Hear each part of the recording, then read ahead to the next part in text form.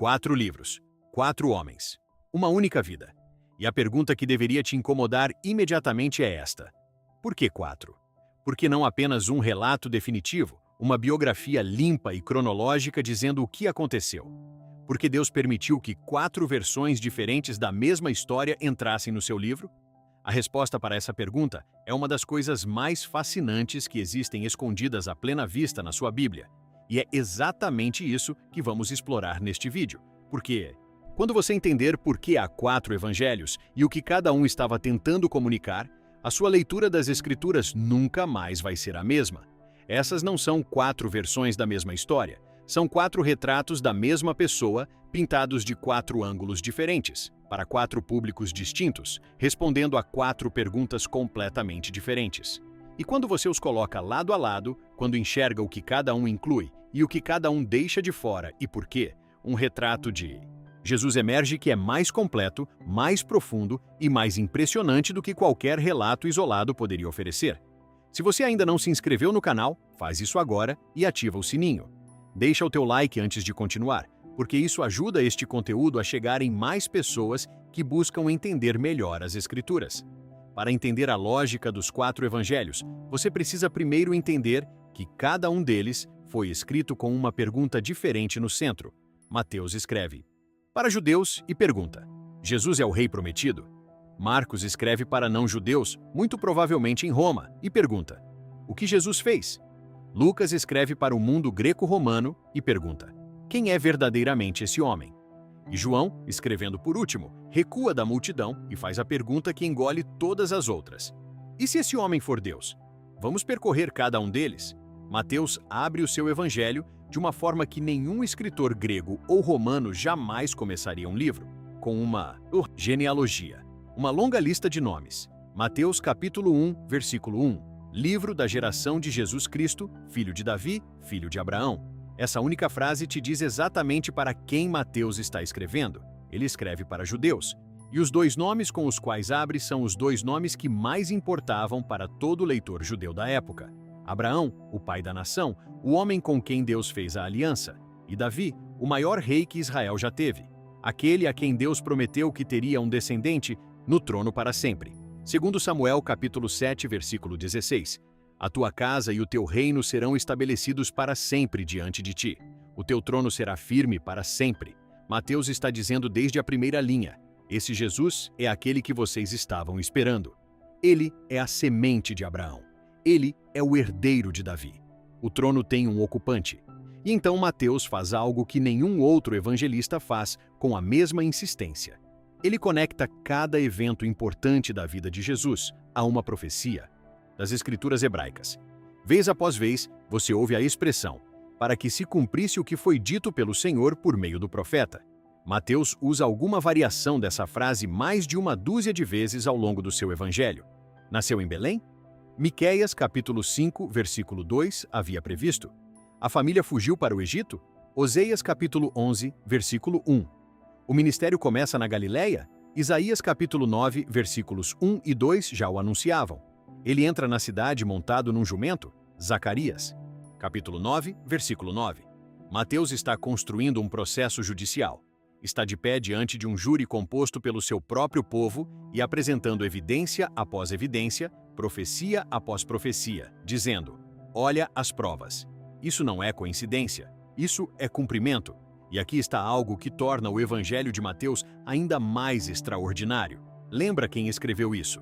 Mateus era cobrador de impostos. Trabalhava para Roma. Aos olhos do seu próprio povo, era um traidor. O seu nome era pronunciado com desprezo em toda a região onde vivia. E mesmo assim, aqui está ele escrevendo o evangelho mais judaico do Novo Testamento inteiro, construindo o caso mais completo de todas as Escrituras de que Jesus é o rei de Israel.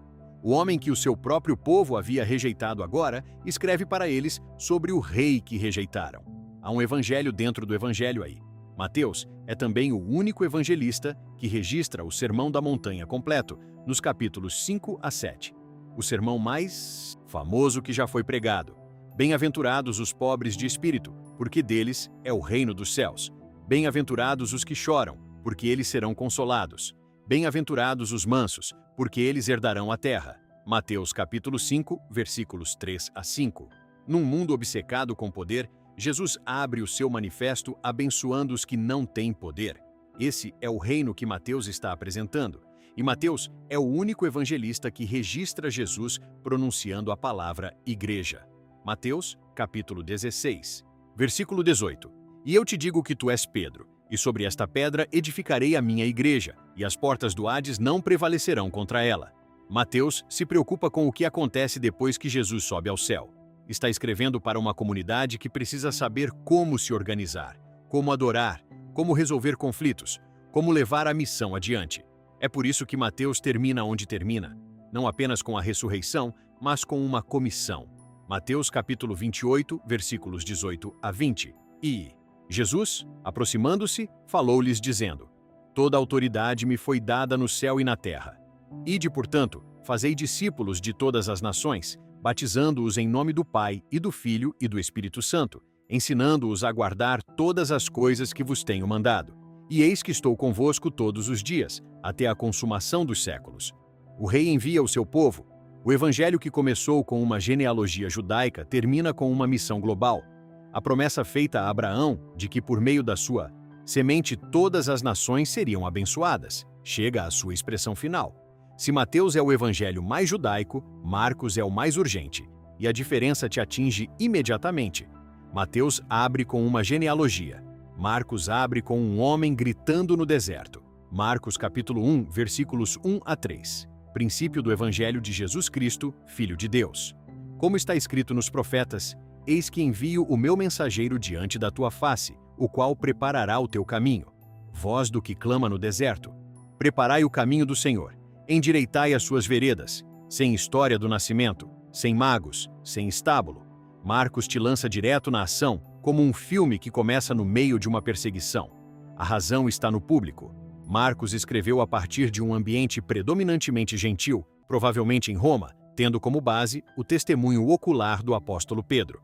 O padre da Igreja Papias, escrevendo por volta do ano 130 da era cristã, registrou que Marcos serviu como intérprete de Pedro, e anotou com fidelidade o que Pedro se lembrava das palavras e obras de Jesus. O público de Marcos não se importa com genealogias do Antigo Testamento, quer saber o que Jesus fez e por que isso importa. E Marcos conta isso rápido. Uma das palavras características do Evangelho de Marcos é o termo grego eutis, que significa imediatamente ou logo em seguida. Esse termo aparece mais de 40 vezes em 16 capítulos.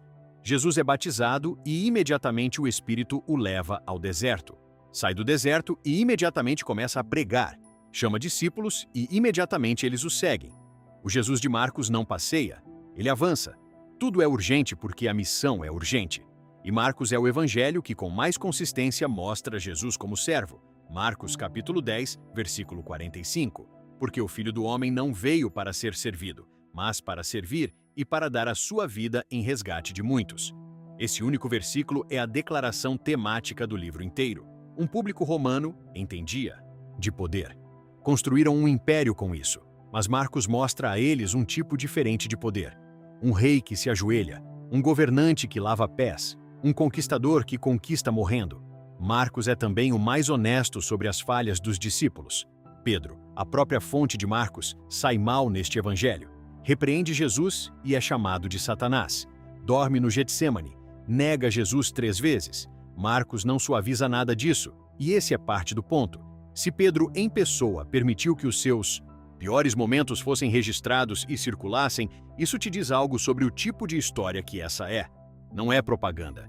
Não é um conto de herói sendo polido para a posteridade. É um homem dizendo: falhei completamente e Jesus me restaurou de qualquer jeito. E se ele fez isso por mim, pode fazer por você. Marcos é o evangelho mais curto, com 16 capítulos, e 1/3 inteiro do livro é dedicado à última semana da vida de Jesus. Marcos gasta 6 capítulos nos últimos 7 dias. A cruz não é o final da história de Marcos, é o destino para o qual o livro inteiro caminhou desde a primeira página. Marcos também explica costumes judaicos que os seus leitores não conheceriam. No capítulo 7, versículos 3 e 4, ele pausa a narrativa para explicar a prática farisaica de lavagem ritual das mãos. Traduz palavras e expressões aramaicas.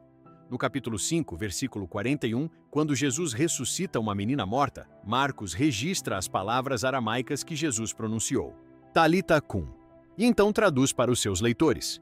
Menina, eu te digo, levanta-te. Esses pequenos detalhes revelam que ele está escrevendo para pessoas fora do mundo judaico. Está levando Jesus a um público que nunca pisou numa sinagoga. Então vamos pausar aqui e olhar para os dois retratos que temos até agora. Mateus pinta Jesus como o rei prometido a Israel, cumprindo cada profecia, ensinando com autoridade, comissionando o seu povo para alcançar o mundo.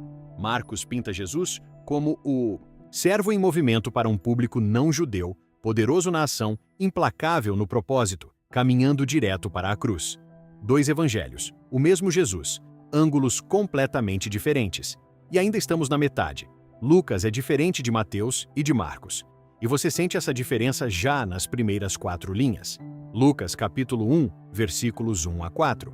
Visto que muitos têm empreendido pôr em ordem a narração das coisas que entre nós se têm cumprido, segundo Nolás transmitiram os que desde o princípio foram delas testemunhas oculares e ministros da palavra, também a mim me pareceu bem, depois de tudo ter investigado com diligência desde a origem, escrevê-las por ordem, ilustríssimo Teófilo, para que conheças a certeza das coisas em que foste instruído.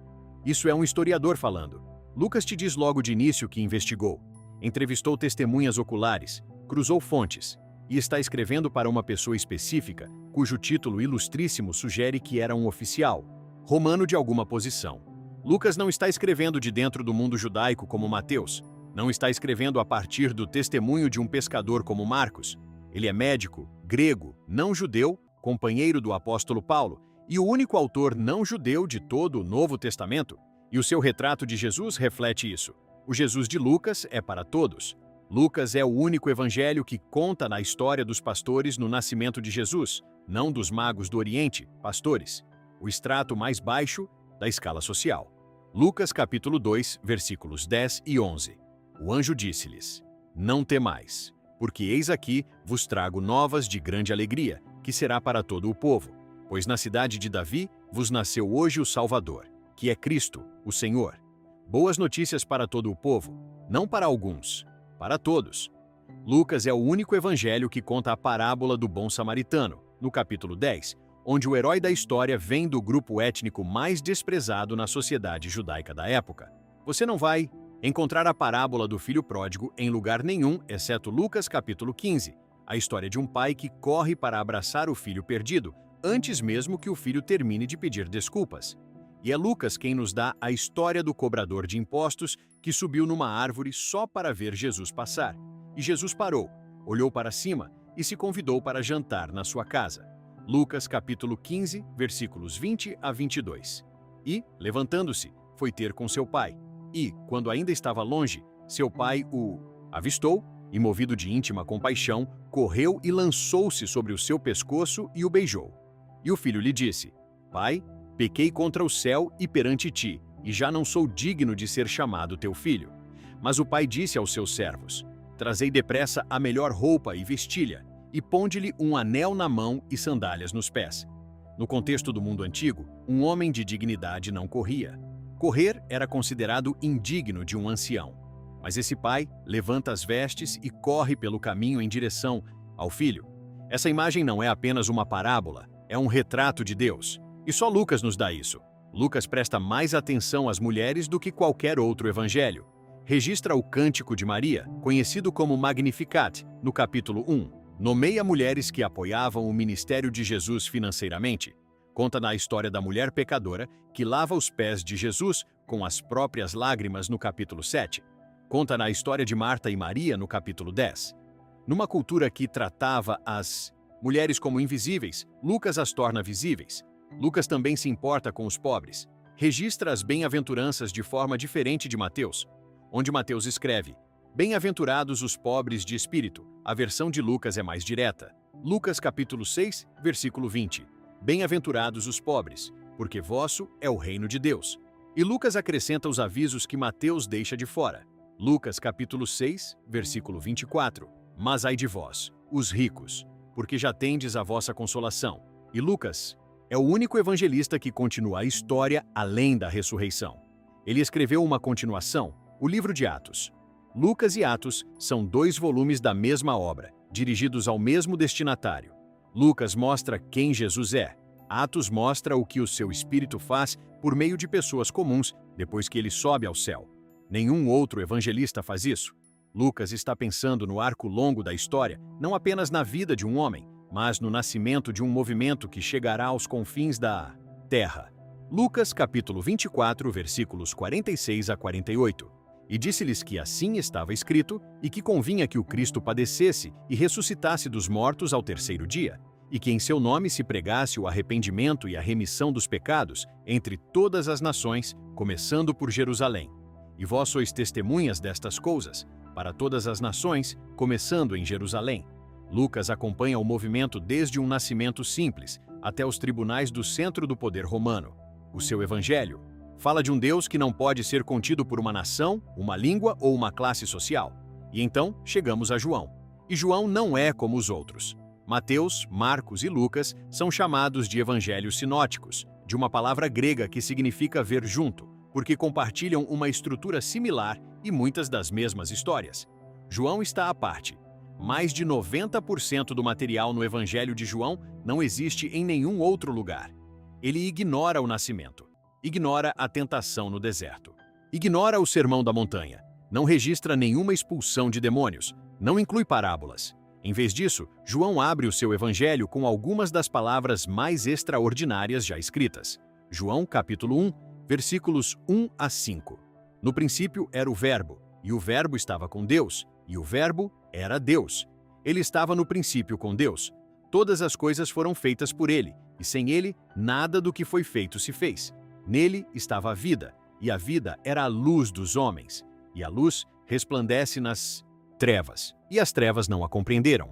No princípio. São as mesmas palavras que abrem o livro do Gênesis. João não está começando com uma genealogia, um censo ou um profeta no deserto. Está começando antes da criação, antes do tempo, antes da matéria. E está fazendo uma afirmação tão enorme que ou muda tudo ou não significa nada. O Verbo era Deus. E então, o versículo 14, e o Verbo se fez carne e habitou entre nós, e vimos a sua glória, como a glória do unigênito do Pai, cheio de graça e de verdade. Deus se tornou um ser humano e veio morar entre nós. Essa é a declaração temática de João. João era um dos 12 discípulos. Fazia parte do círculo íntimo, junto com Pedro e seu próprio irmão. Refere-se a si mesmo no Evangelho não pelo nome, mas como o discípulo a quem Jesus amava. E o seu Evangelho tem a sensação de um homem que passou décadas pensando no que viu, virando tudo na mente, compreendendo com mais profundidade a cada ano que passava, e agora escrevendo. Para pessoas que precisam não apenas dos fatos, mas do significado por trás dos fatos. Onde os outros evangelhos registram dezenas de milagres, João seleciona apenas 7, e não os chama de milagres, chama-os de sinais, porque cada um aponta além de si mesmo para algo sobre quem Jesus é. E eles se constroem um sobre o outro, como degraus subindo em direção a uma única conclusão. A água transformada em vinho numa festa de casamento no capítulo 2. Jesus transforma o ordinário em extraordinário. A cura do filho de um funcionário à distância no capítulo 4. O seu poder não é limitado pela distância. A cura de um homem que estava paralítico há 38 anos no capítulo 5. 38 anos, e uma palavra de Jesus encerra isso. A multiplicação de pão para uma multidão de 5.000 pessoas no capítulo 6.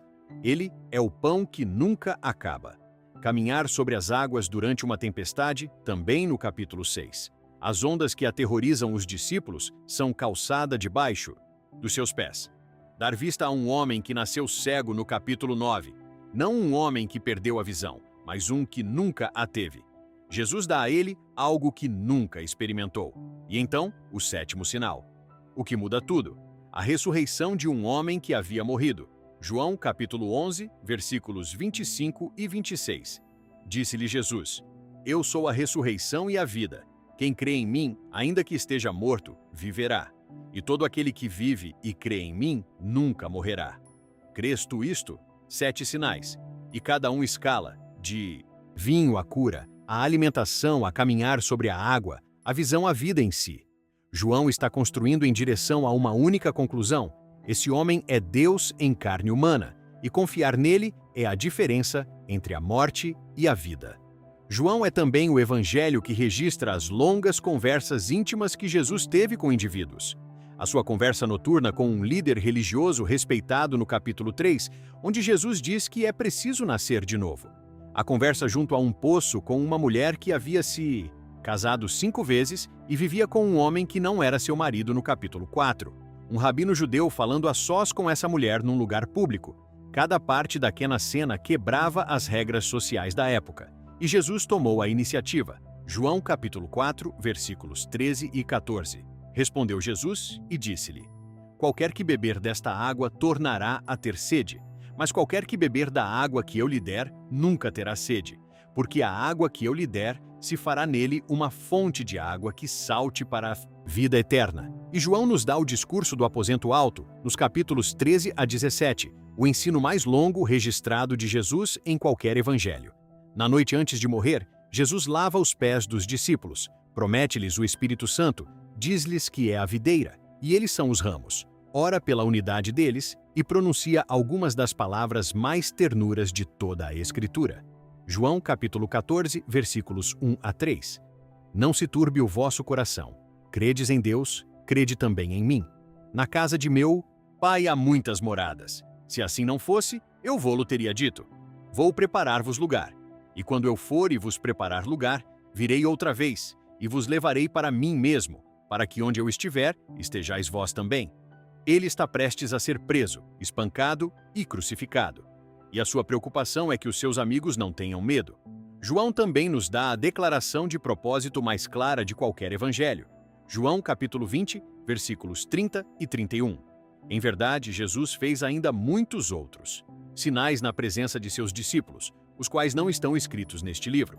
Mas estes foram escritos para que creiais que Jesus é o Cristo, o Filho de Deus, e para que, crendo, tenhais vida em seu nome. É por isso que João escreveu.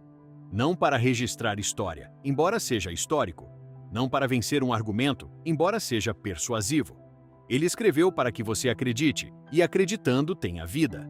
Então aí estão, 4 evangelhos, 4 retratos. Um cobrador de impostos constrói um processo a partir das profecias. Um jovem registra o testemunho ocular de um pescador que falhou e foi restaurado. Um médico entrevista todos que encontra e escreve uma história cuidadosa. E um discípulo ancião que se recostou no peito de Jesus durante a ceia senta e te conta o que tudo aquilo significava. 4 homens, 4 ângulos, o mesmo Cristo.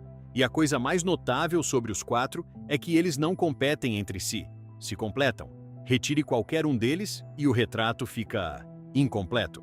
Mantenha todos os 4 e você enxerga algo que nenhum escritor isolado poderia ter capturado sozinho. E talvez essa seja a lição mais profunda que os 4 evangelhos ensinam antes mesmo de os abrirmos. Deus não conta a sua história por uma única voz. Ele a conta por meio de muitas. Por meio de um cobrador de impostos, de um jovem companheiro de Pedro, de um médico grego e de um pescador que se recostou no peito de Jesus durante a ceia. Por meio de temperamentos diferentes, públicos diferentes, ênfases diferentes, todos sustentados pelo mesmo Espírito, todos apontando para a mesma pessoa. Então, o que esses 4 livros dizem para você neste momento? Se você está buscando evidências, se precisa saber que a história de Jesus não é um mito, mas o cumprimento de séculos de promessas, leia Mateus. Ele apresentou todas as provas. Se você está sobrecarregado de informação e precisa ver Jesus fazer algo, não apenas ouvir falar nele, leia Marcos. É o evangelho mais curto e o mais implacável. Você consegue ler em uma única sessão e não vai sair o mesmo quando terminar. Se você já olhou para a sua vida, a sua história, os seus erros, a sua condição de alguém que parece não se encaixar em lugar nenhum, e se perguntou se a história de Deus tem espaço para alguém como você, leia Lucas. A resposta está em cada página. O Pai já está correndo em sua direção. E se você precisa saber não apenas o que Jesus fez, mas quem ele é, se está pronto para encarar de frente a afirmação mais profunda já feita e decidir o que acredita sobre ela, leia João. Ele não vai te deixar ficar em cima do muro. João capítulo 21, versículo 25. E há também muitas outras coisas que Jesus fez, as quais, se todas fossem escritas, creio eu que o mundo inteiro não poderia conter os livros que fossem escritos. 4 livros não poderiam contê-lo, e o mundo inteiro também não. Mas esses 4 são suficientes para mudar o seu. Se este vídeo abriu algo em você, se mudou a forma como você enxerga os 4 evangelhos, ou se descobriu hoje algo sobre as escrituras que nunca havia percebido, compartilha com alguém que você sabe que ama a Bíblia e que vai adorar mergulhar nessa conversa. Inscreve-se no canal para continuar esse estudo das escrituras de forma profunda e acessível. E antes de sair, me conta aqui nos comentários. Depois de tudo que ouviu hoje, qual dos 4 evangelhos você sente mais vontade de ler ou reler? Mateus, Marcos, Lucas ou João? E por quê? Me conta. A sua resposta pode ajudar outra pessoa aqui que ainda está decidindo por onde começar.